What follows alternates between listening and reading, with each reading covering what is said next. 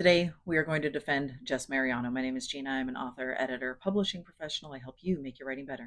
A lot of people seem to forget that Jess Mariano is a kid in foster care. He shows up near the beginning of season two, and he is there really like sporadically through season two, season three, and then he has like a single guest appearance at the end of season four, the end of season six, and the middle of season seven.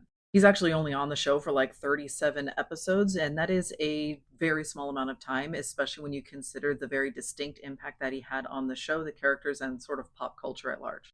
But he shows up, like I said, near the beginning of season two, and everybody immediately clocks him as a bad boy. But I think one of the things we often forget is that Jess Mariano is a kid being placed into kinship foster care. Now, I am not going to spend this video debating the merits or the ups and downs and pros and cons of the foster system in the United States, but let's suffice it to say that it is complex and it is problematic.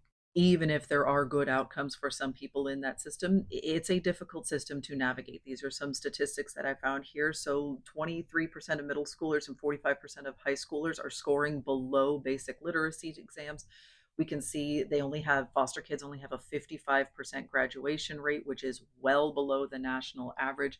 They miss twice as many school days. Only 3% of them will go on to get a college degree. They are three times more likely to be suspended.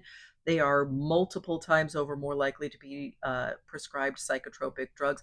They have very, very bad outcomes. Not to mention the reason why Jess is being placed in this kinship foster care arrangement. And this is an informal arrangement. Liz has sent her kid off to live with her older brother. Luke doesn't want kids, never wanted kids, never doesn't have any experience with kids. And so this child is not being tracked by any sort of official system. Nobody is really paying attention to whether or not this kid succeeds or fails other than Luke. Luke is the only person who is trying to do anything to take care of this kid at this point.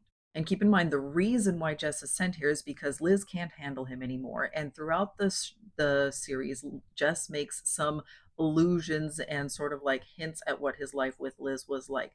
They definitely talk about the fact that she is a heavy drug user. They tone it down and say marijuana later on, but this is a family network primetime show, so you can assume that the storyline really meant something else, even though marijuana is what she says out loud. Jess makes a statement talking about the multiple father figures he's had over the course of his lifetime. He was abandoned by his biological father when he was a baby or a toddler. It depends on where you are in the series as to how they refer to that.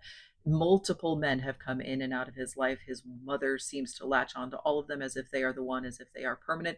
We know from a lot of data that children in those situations are at risk for serious abuse and assault. Even if Jess didn't experience the worst possible things, he was at risk constantly. This child was living a traumatic and turmoiled life. This was a very, very difficult upbringing.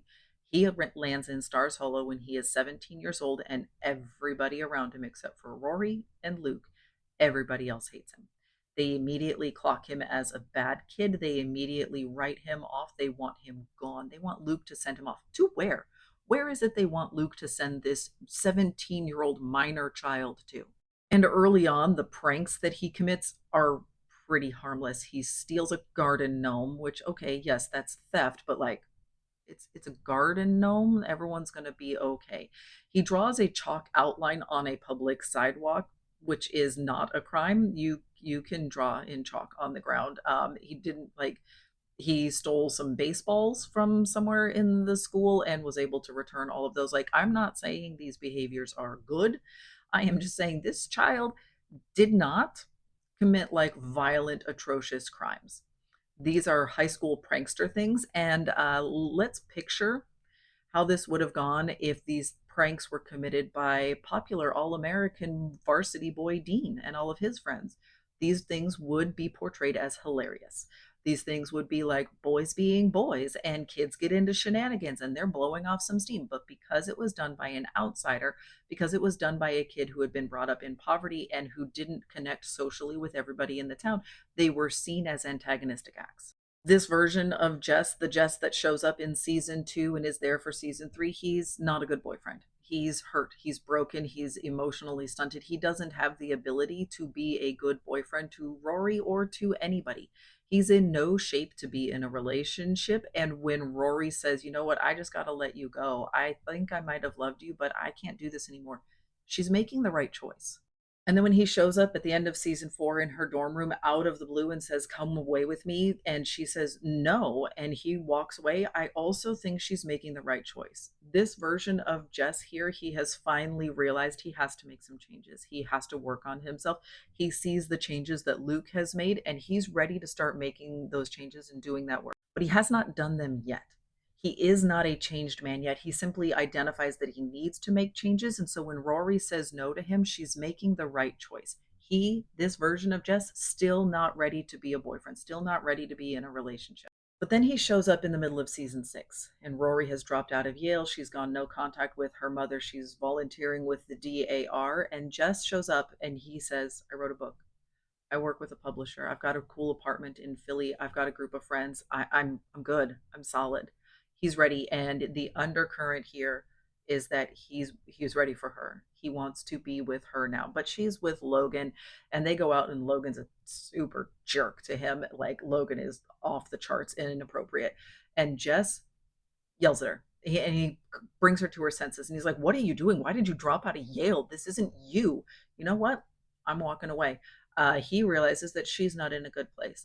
They are very much like right person, wrong time over and over again. And then here she is in season 7. She's decided that she's going to cheat on Logan the way he cheated on her in order to like get back at him. True love, and everything's good. So she realizes she loves Logan, and Jess is like, you know what? Okay, then go back to him. And he doesn't even say it in like a mean or malicious way. He's just like, all right, well, I don't deserve this, and but you should go back. You should go back and be with Logan if that's who you want to be with. And so Rory does.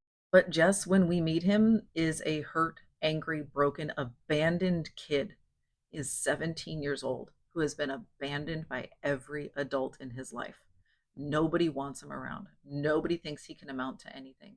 His school teachers, and again, we even think like, okay, well, there's got to be people. No, school teachers and school administrators write him off. They yell at him. They kick him out of the office. They don't want him around. They don't have any solutions for him. They don't plead with him to do better. They're just like, whatever, you, what? They very much write him off. There is nobody in this kid's life, even Luke. When Jess gets to a point where he's going to have to drop out of school, or he's going to have to take summer school, or he's going to go get his GED or whatever, Luke kicks him out again. Lorelai loves to say throughout the show that she built her life from nothing, that she did it all on her own. Jess did it all on his own. Jess really did build his life from nothing. And again, he's not a good boyfriend in season 2 or season 3. He's not ready to be a boyfriend in season 4. But by season 6 and 7, he deserved a lot better than Rory Gilmore. And if you are not Team Jess, it should be because Jess was too good for Rory.